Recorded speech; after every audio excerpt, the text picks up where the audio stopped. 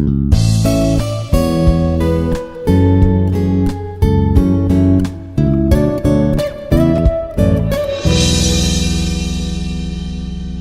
morning all. My name is B. Santhosh Kumar, Assistant Professor, Institute of Aeronautical Engineering. My subject is Computer Architecture. Today I am discussing about problem solving on memory hierarchy. So what is memory hierarchy? The memory unit is an essential component in any digital computer since it is needed for storing programs and data. A very small computer with a limited application may be able to fulfill its intended task without the need of additional storage capacity. Most general purpose computers would run more efficiently if they were equipped with additional storage beyond the capacity of the main memory.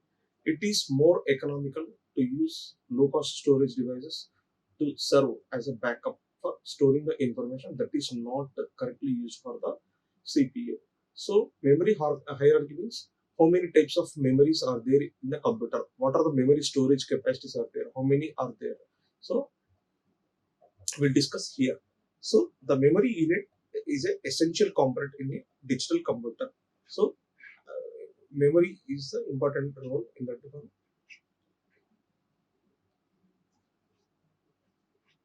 In a CPU,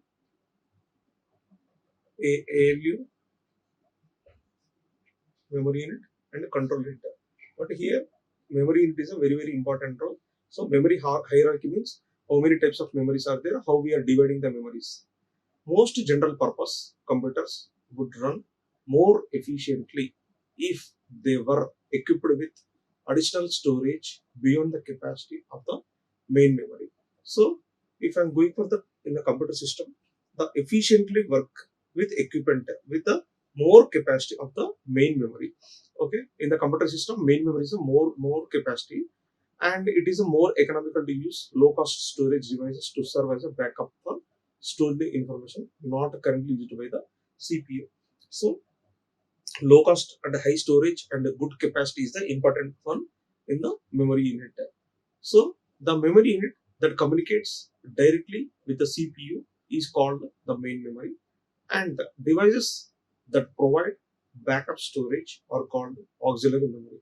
The most common auxiliary memory devices used in a computer system are magnetic disk and tapes. They are used for storing system programs, large data files, and other backup information. The only programs and data currently needed by the processor reside in main memory. All other information is stored in auxiliary memory and transferred to main memory when needed. So when we are going for the main memory, so main memory is the highest highest capacity in the CPU, but temporary storage purpose they have to use that is secondary memory that is called auxiliary memory. So in the communication system of the CPU, the main memory is there and it is a provided the backup storage or called auxiliary memory. So when we are going for the backup of main memory, that is called auxiliary memory. Auxiliary memory. It is also called secondary memory.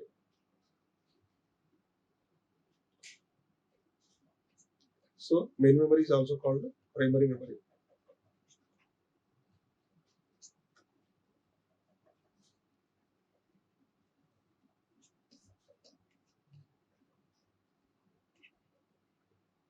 Main memory also called primary memory.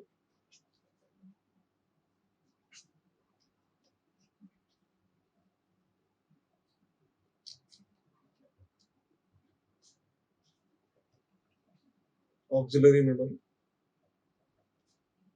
It is called secondary memory. So auxiliary memories are the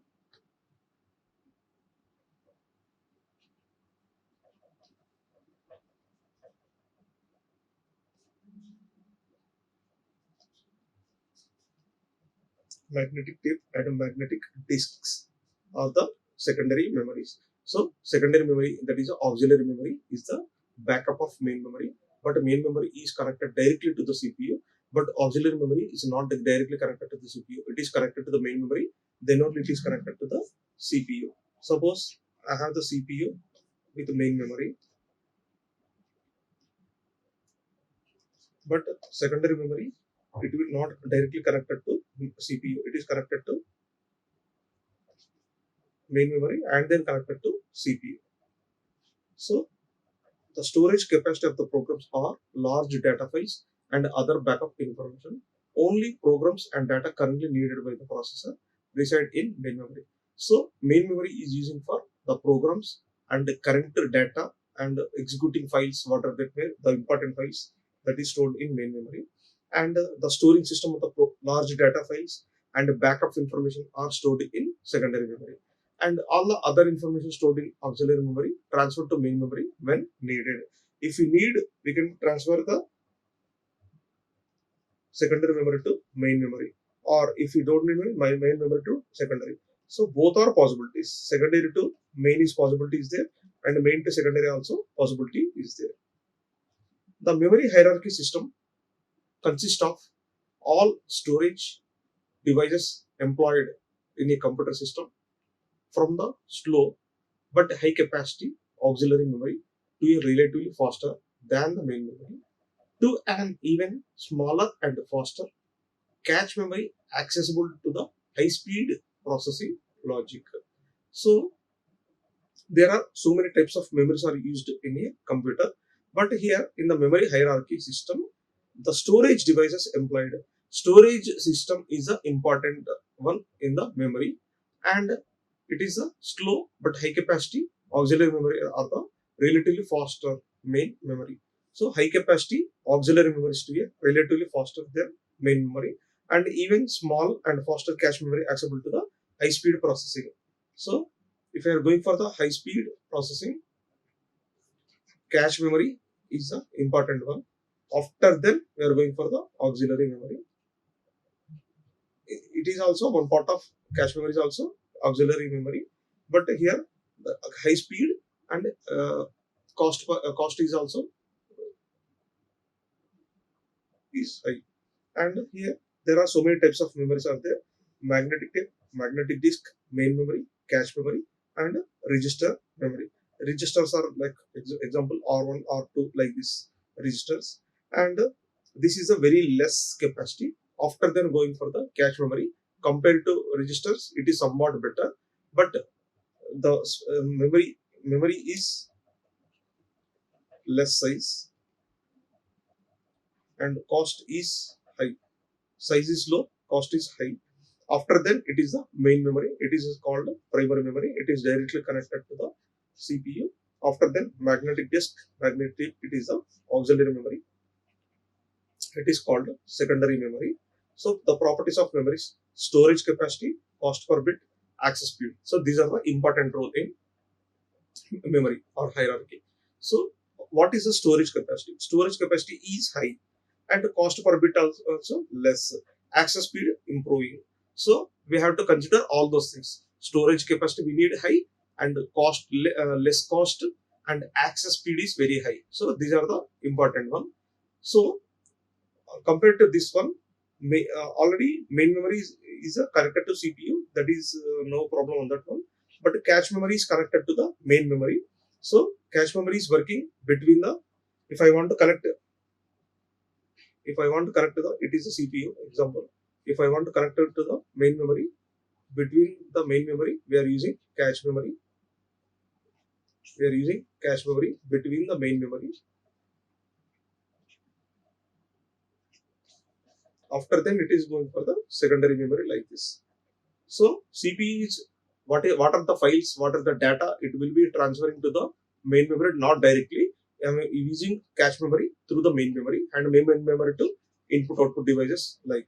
So cache memory is a very very important role. Why we are using cache memory is here storage capacity is high, not high compared to main memory, but it is less, but cost is also less, but access speed is very high.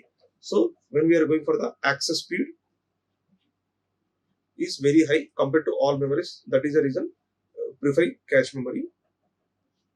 And the main memory connected to the secondary memory, so access speed is less, but the cost is very less cost, speed is somewhat better, storage capacity is also better. So that is the reason we are using. So what are the types of memories in a memory hierarchy means? Magnetic tape, magnetic disk, main memory, cache memory, register memory. Memory hierarchy in a computer system: magnetic tape, magnetic disk, these are connected to auxiliary memory. So auxiliary memory is a secondary memory.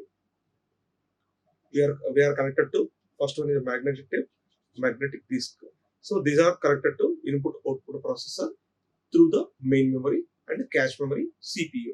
So main memory to CPU and cache memory. So if CPU will transfer the data through the cache memory to main memory. If we don't need any cache memory, suppose, so we don't need of any cache memory. Directly we are connecting to the main memory to CPU and CPU to main memory, vice versa. So if you need a cache memory for better less time uh, and high access speed, I need high access speed with less time, then we need cache memory connected to the main memory for fast accessing, fast accessing or high data transfer, high data transfer rate. We are using cache memory to the main memory. So CPU connected to cache memory, then main memory. So input output processor is connected to the main memory, and this input output processor is connected to magnetic tape, magnetic disk to the auxiliary memory. If we need, we can connect. Otherwise, we don't need of this one. We can remove this one. Here also cache memory also, if we require, we can connect. Otherwise, we remove. But what are the major things are there means? Processor, main memory, CPU. These are the main things here. These are externally connected. Cache memory and secondary memory is connected externally to the CPU.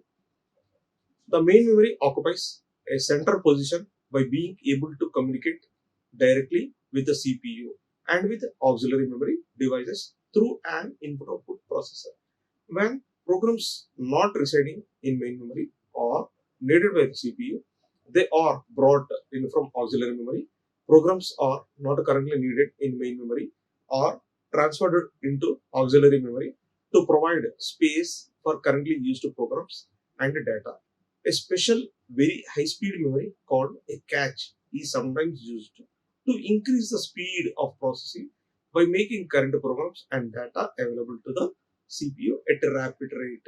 The cache memory is employed in a computer system to compensate for the speed differential between main memory access time and processor logic. So, how main memory is working with the CPU and input output processor here discussing. The main memory occupies a central processing unit with ALU, MU, and control unit. And the CPU of auxiliary memory device are through input output processor. We are connecting through input output and memories, or that is a secondary memory. And the programs not residing in the main memory are needed by the CPU. They brought in from auxiliary memory. Programs not currently needed in main memory are transferred into auxiliary memory to provide space for currently used programs and data. A special very high speed memory called a cache is sometimes used to increase the speed of processing by making current programs and data available to the CPU. Already previously we discussed, when the main memory, we are connected to the main memory to the cache memory. So why we are connecting the cache memory to the main memory through CPU? That means it is a very high speed memory, and sometimes it is used to increase the speed of the processing by making current programs and data available in the CPU. And the cache memory is employed in computer systems to compensate for the speed differential between main memory access time and processor logic. For example, a typical cache memory may have an access time of 100 nanoseconds, while main memory access time is 700 nanoseconds, and auxiliary memory time is 100 times that of the main memory. So, 100 nanoseconds I'm taking for the cache memory. What about the main memory? It is a 700 nanoseconds. That means 7 times we need more access time, 7 times. So that means compared to main memory, cache memory is very better. Why? Because within the 100 nanospecs the task is completing, but for the main memory it is taking 7 times more time we need. But auxiliary memory 1000 times we need. So which one is better means cache memory. After then main memory. So last option is for the auxiliary memory. And the block size in auxiliary memory typically ranges from 256 to 2048 watts, while cache block size is typically from 1 to 16 watts, 2 power 16 like this. So many operating systems are designed to enable the CPU to process a number of independent programs concurrently. This concept, called multi-programming, refers to the existence of two or more programs in different parts of the memory hierarchy at the same time. So when we are going for the multi-programming, at a time multi-programs are doing. So for this purpose, we need two or more programs in different parts of the memory hierarchy at the same time.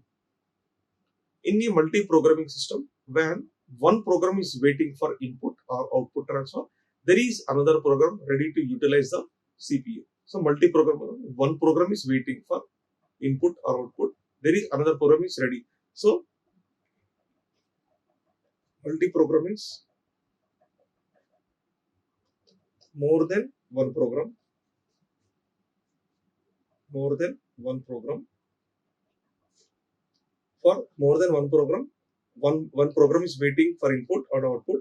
There is another program is ready for the CPU. So one is going on means another also waiting for this. So that is a multi-programming. And the part of the computer system that supervises the flow of information between auxiliary memory and main memory is called the memory management system. In a computer system, the flow of information between auxiliary memory and main memory, it is the main memory and it is the auxiliary memory. So between the main memory and the auxiliary memory is called memory management system.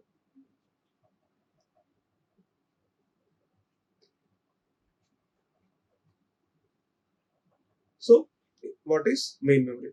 The main memory is the central storage unit in a computer system. It is the heart for the computer.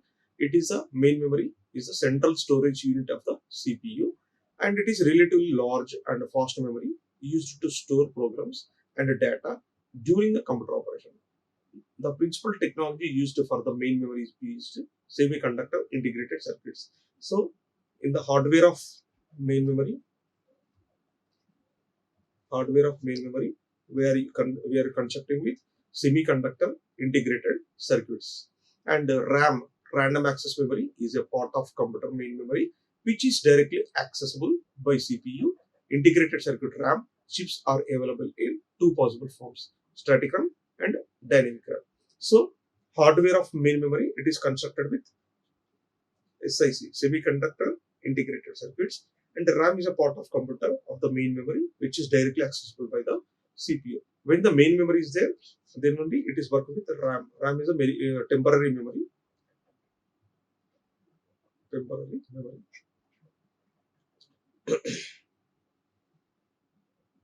So RAM, random access memory, is a part of computer of the main memory which is directly accessible by the CPU. And integrated circuit RAM chips are available in two possible forms: static RAM and dynamic RAM. So here the block diagram of functional table of RAM chip is shown below. We are going for the one example.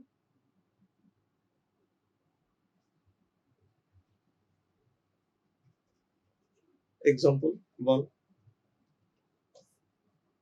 Draw the block diagram and functional table of RAM is shown below figure. So we have to draw the 128 into 8 RAM.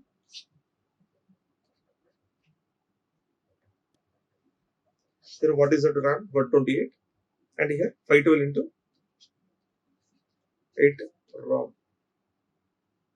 So here what is the example means? Example 1. Draw the block diagram of RAM and ROM with a suitable chip diagram. Here we are taking block diagram. So RAM is very less memory compared to ROM. So here I am taking chip selections are 2. Chip select 1 CS1, chip select 2 1 CS2 bar. Bar means if it is enabled, it will be disabled. And read write operation. And AD7 means 7 bit of address. That is 7 bit of address. That is from AD0 to AD7 or AD1 to AD7. It is a 8-bit data bus. And here chip selection 1 is there, 0 0 nothing is there, 0 1 is there. But here when the chip selection, it is 1 0 0 0 1 0 0 1 1 0 1 like this. So when XX means inhibit position, so when it is a 0 1, it is a read position. 1 0 means it is a read position, it is a inhibit. State of database, high impedance, high impedance, high impedance. Why? Because these are the inhibit state, so that is the reason it is a high impedance. When it is write mode, then it is a input data to RAM. Then it is a read mode, output data from RAM. Write mode means input data to the RAM. Input data to RAM. Read means output data from RAM.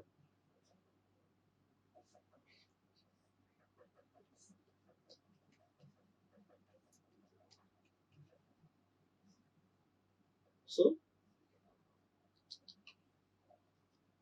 when the user is giving the information, that is the write mode. Output means when the user is getting the information, that is in the read mode. So outside to system, system to outside. Here also input data to the RAM. Suppose it is a RAM. Input data to the RAM, that is a write mode. RAM to output. Output data from RAM. Output data from the RAM, that is a read mode. So it is a read and write mode. And what is the size of main memory is a 512 into 8, that is a ROM. Okay, so main memory is consist of RAM and ROM. Here what is the size of ROM is 512 into 8. Here RAM size is 128 into 8. So it is a RAM and it is a ROM size of this one. So the combination of RAM and ROM is a main memory. If you want to construct a main memory, we need a RAM size and a ROM size.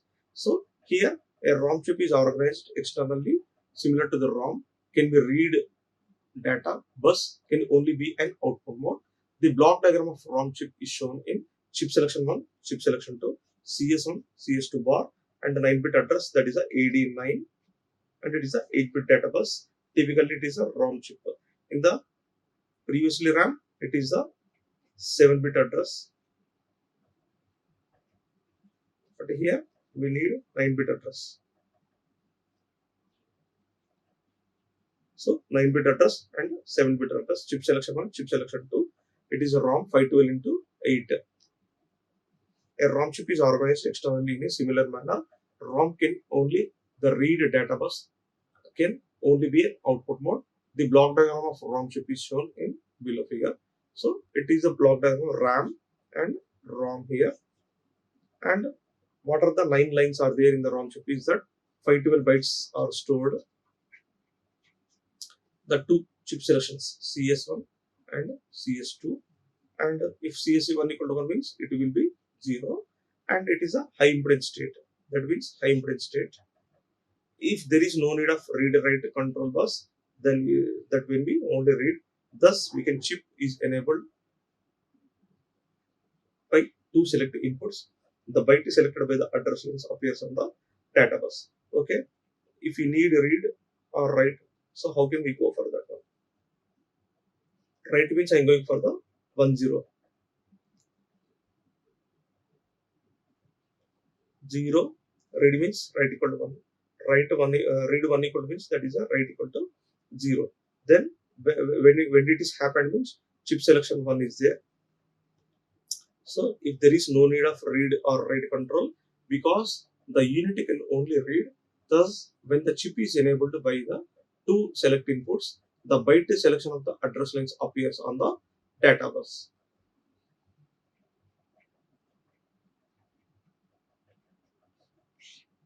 So read and write are enabled.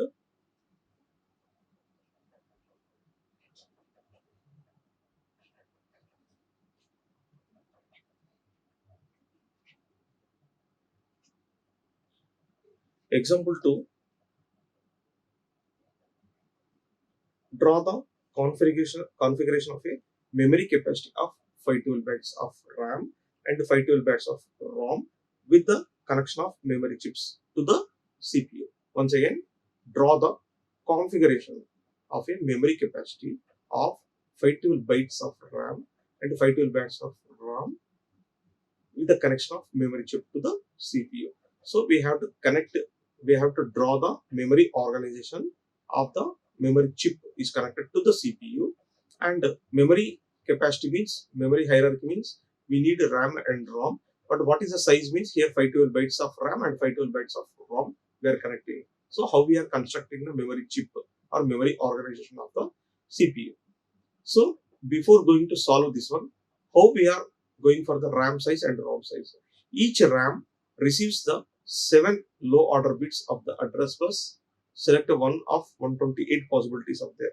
So already we know that RAM is a 7-bit address.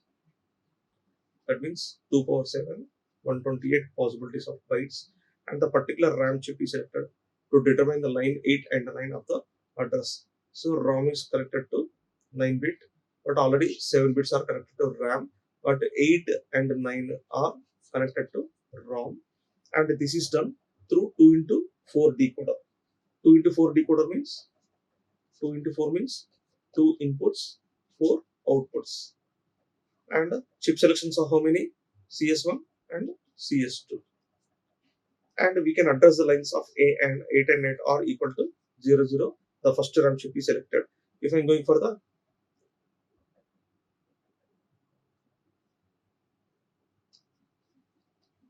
0, 0, 8 and 9 is enabled. 8 and 9 is enabled with 0, 0. So when the address lines are 8 and 9 are equal to 0, 0, the first RAM chip is selected. 8 and 9, 0, 0 means first RAM is selected. So it is a 2 into 4 decoder, and whose output goes from CS1 input to each RAM. When address lines are 8 and 9 or 0, 0, the first RAM chip is selected. So here we are going for the low order bits of address lines are 128 possibilities of RAM with 7 address lines, 2 power 7 equal to 128, and 8 and 9 selection lines are belongs to ROM. So these 8 and 9, if I am going to 0, 0, then RAM chip is selected.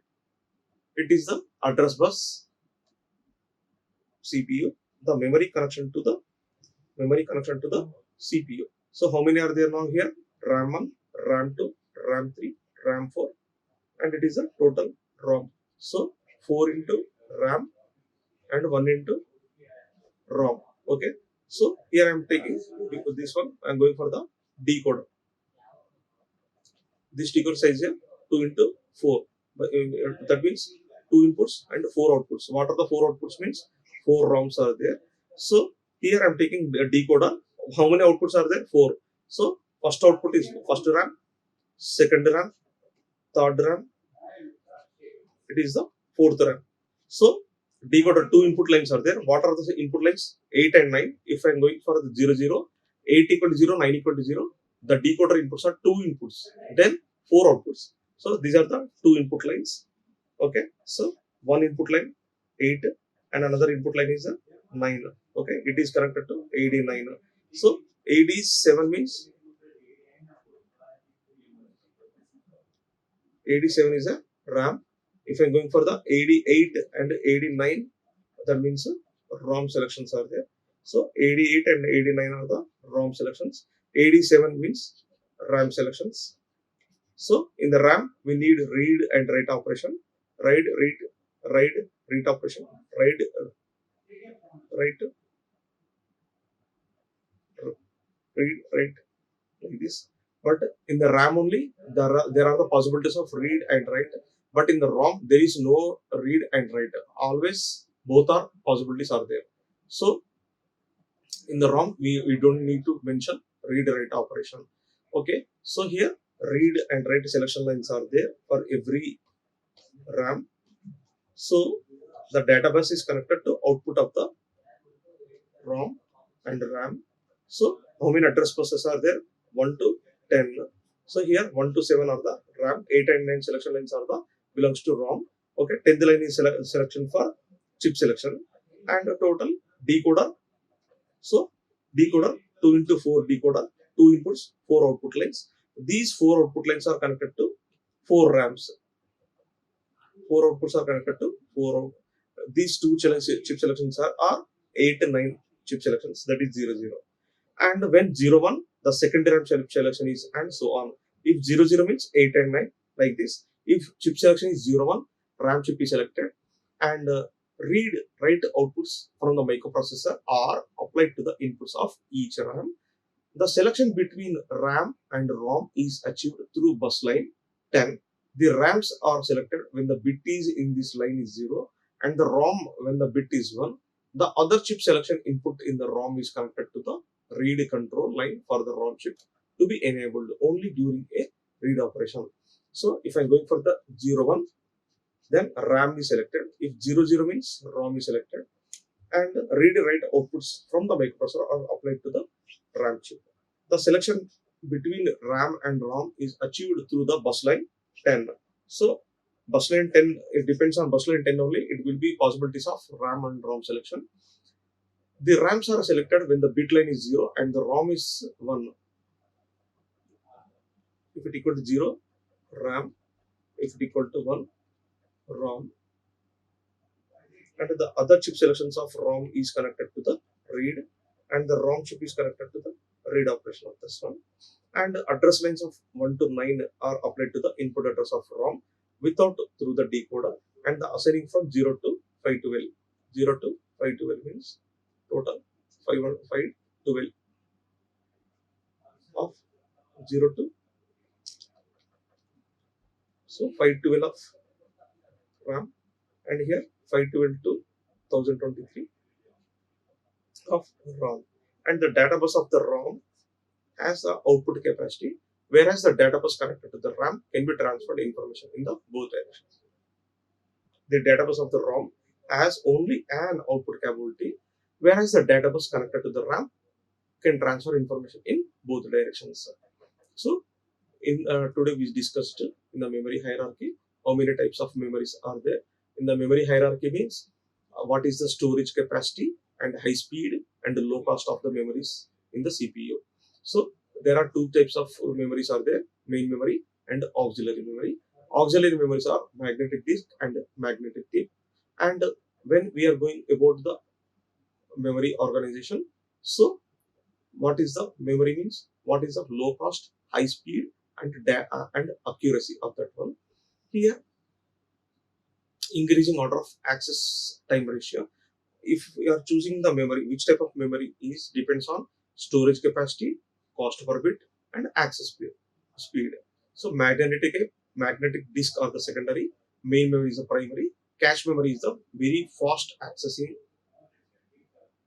and it is connected to the CPU directly.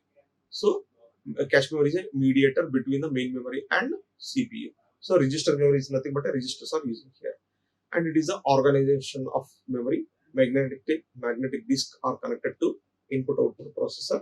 These are connected to main memory. If main memory to the CPU is directly connected, if we need cache memory is connected to main memory, and secondary also connected to main memory. If you don't need it, we have to remove.